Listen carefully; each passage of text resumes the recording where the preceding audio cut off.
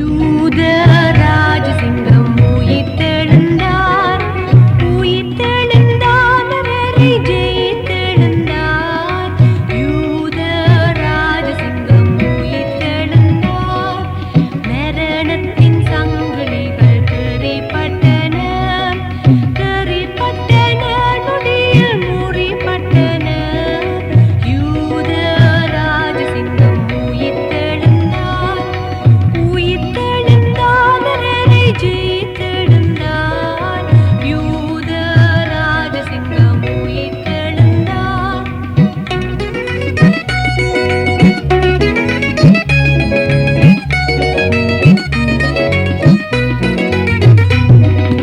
எழுந்தார் என்ற துணி எங்கும் கற்குதே, எங்கும் கற்குதே, பயத்தை என்றும் நீக்குதே.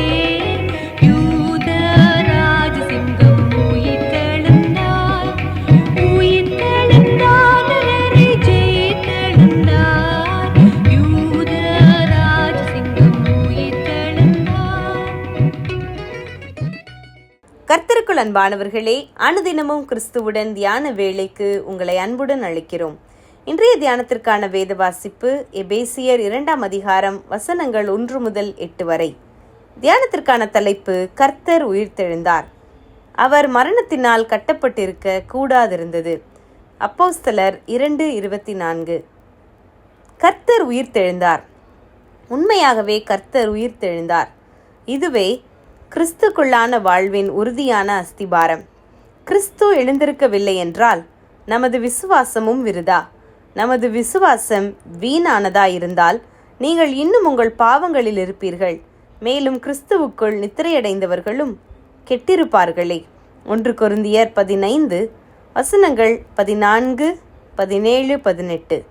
லாசரு மரித்தான்.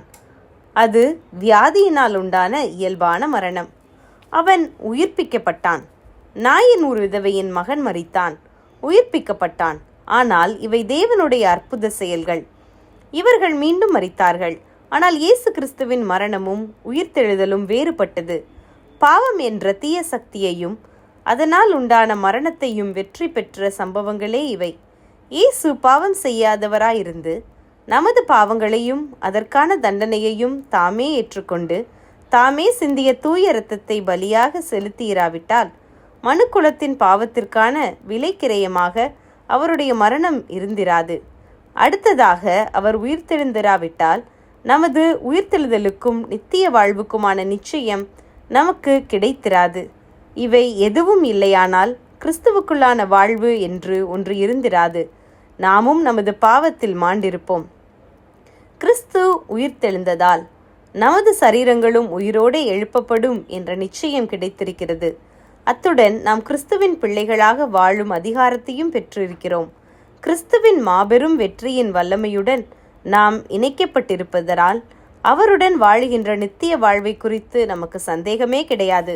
கிறிஸ்து எனக்காக மரித்து உயிர்த்தார் என்று யார் விசுவாசிக்கிறார்களோ, இரக்கத்தில் ஐஸ்வர்யமுள்ள தேவன் அக்கிரமங்களில் மரித்த நம்மை கிறிஸ்துவுடனே கூட உயிர்ப்பித்து கிருபையினாலே ரட்சித்து உன்னதங்களிலே அவரோடே கூட உட்காரவும் வைத்தார் என்று பவுல் முடிந்துவிட்ட நிகழ்வாக எழுதியிருப்பதை நம்மால் விசுவாசிக்க கூடுமா?